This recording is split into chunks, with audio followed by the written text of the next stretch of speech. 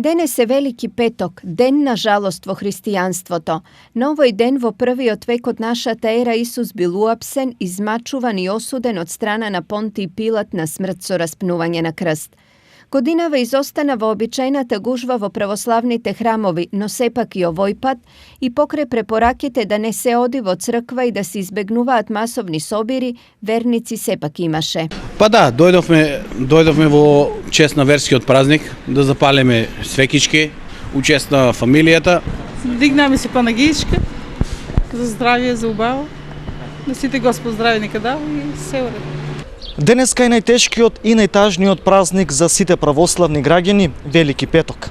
За прв пат во историјата, граѓаните Великден ќе го поминат дома.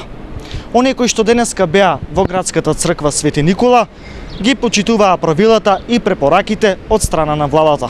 Пак гледам дека нема гужва, на растојание ќе се држиме, ќе запалиме на свеќе надвор, не мораме да улеземе во соборниот храм, така да мислам. Ги почитувам законите и одлуките на владата, меѓутоа тука и почитуваме го и тоа растојание што е предвидено и спазваме го тој ред. Годинава богослужбите беа прилагодени на полицискиот час и превентивните мерки. Царските часови почнуваат во 7 часот, се изнесува плаштаницата, а оплакувањето Христово или статиите на Велики петок исто така почнуваат во 13 часот.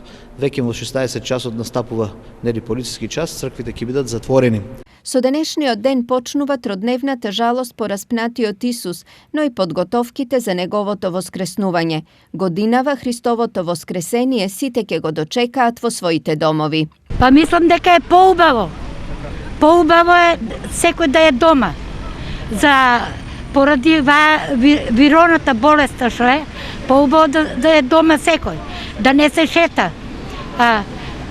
Мислам, што е речено, треба ние граѓаните да слушаме. Пандемијата и опасноста од ширење на корона заразата ги смени традициите, но не ја намали верата кај луѓето. Впрочем, секој човек е црква во мало, доколку дозволил во неговото срце да се насели Исус.